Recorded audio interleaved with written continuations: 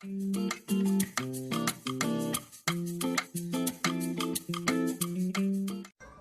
guys, my contribution to this collaboration, I'll be making Porco Alentejana. So what I have here first is about 2.5 to 3 pounds of just pork that I've cut into chunks. I have here 3 tablespoons of just, I need right now an oil that can take a bit of heat because this is going to endure some pretty high heat, so I don't want to use olive oil. I have in here 6 cloves of garlic that I just lightly crushed, 1 bay leaf. This is white wine. I'm going to add about 1/2 cup of that. And of course you can always drink some. What I have here is some red bell pepper that I roasted and blended it. That's going in here. And you can just use regular salt. I'm going to use chicken bouillon. You know I always opt for that. I'm adding about 1.5 tablespoons. Going to add some paprika. A little more than 1 tablespoon. I'm going to add some cayenne. About 1.5 teaspoons. Black pepper, about 1 teaspoon, and a little bit of cumin that I roasted and ground myself, about a little less than 1 teaspoon. And easy peasy, I'm just going to go in here and give this a mix. And you want to, if you can afford the time, the more you let it sit, the better. And I am going to let this sit in my refrigerator for a few hours, maybe 3 or 4 hours, and then I'll come on back and we will work on this, okay? Alright guys, so we are back, and let me show you what else we're going to be using in this recipe. Now, traditionally potatoes are used in this recipe, but since I'm trying to do a lower carb diet, I'm going to use rutabaga in its place. I have 1 medium-sized rutabaga here that I cut into chunks.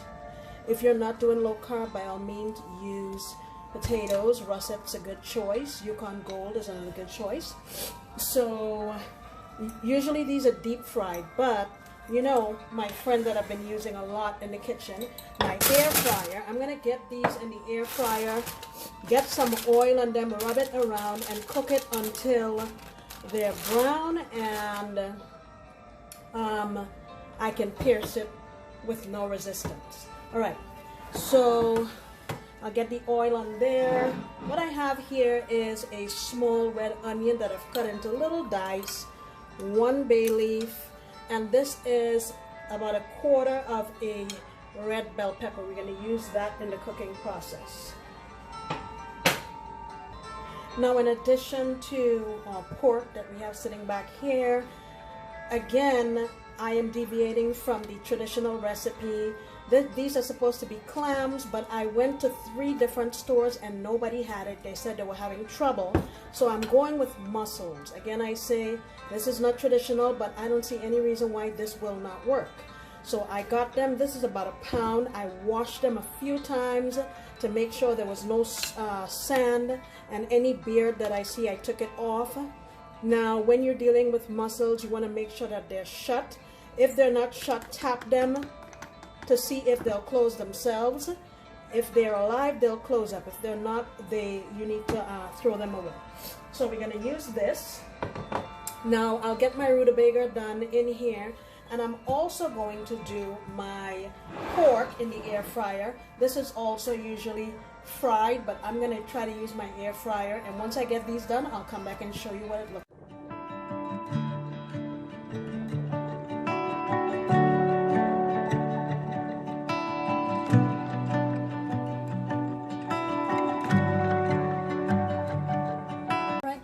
Here is my rutabaga that will be serving as my potatoes. here's my pork, nice and brown. And I have my heavy pan here on my fire. Let me move this away, it's so heavy. Alright, so what I'm gonna do is, I have my pan here and I have some nice Portuguese olive oil. I'm gonna go in here with about 2.5 tablespoons or so. And my oil is not quite hot yet, but that's okay. I have here the onion that I showed you earlier. I'm gonna go in with that, my bay leaf and my peppers, and just give this a chance to saute. And I'll come back and show you what we do next. Alright guys, so what I have here is an 8-ounce can of tomato sauce. This tomato sauce doesn't have any salt in it. I like using the ones that are salt-free so that I can easily adjust my seasonings myself and make it the way I want it. Yeah, and that way you have more control of the sodium that goes into your dish. And what I also have here is, remember the marinade that we had our pork in? I blended up my garlic and mixed it in with the marinade, so that's what's here. And I'm gonna lower my heat and just give this tomato mixture a chance to cook all of the raw flavor off, and I will come on back. Alright guys, this has been cooking for about maybe 5 minutes or so. I'm gonna add a little bit of cayenne again.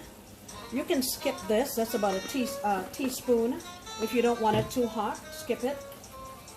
We're just kind of boosting the flavors a little bit. Cumin, half a teaspoon. Needs a little salt, you know me, going in with chicken bouillon. About a teaspoon and a half. And black pepper. Did I do black pepper already? I don't think so. About a half a teaspoon. Let me give this a mix around. And now remember we had a cup of wine initially, and I used half of it in the pork. I'm gonna add the rest of it now. And now I'm gonna go in with my pork. And this pork needs a little bit of cooking because I want it to be a bit tender. You know, it's been in the air fryer, but it hasn't cooked enough to make it nice and tender. So I am going now to, let me just mix this in here and lower my heat and put my lid on. And I'll come back, I'm gonna say in about 20-ish minutes. Alright guys, so my pork has been going here for about 35 minutes. I have my mussels and I'm just gonna put them in here.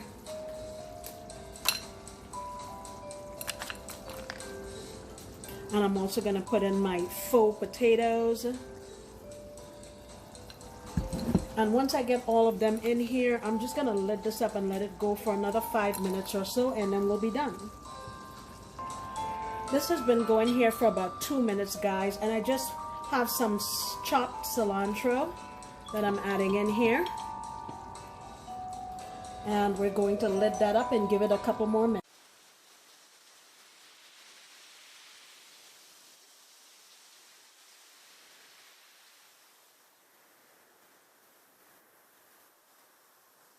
Okay guys, here is the final product. You can see our mussels have all opened up. Look at that delicious sauce. I've added in my faux potatoes. Now guys, remember that this is a collaboration and several of us are preparing dishes from this country. I've made it easy for you to go down in my description box, and each of the channels and their dishes, as well as a link to their channels, they're all listed down below, and I'd love it if you'd go over and check them out.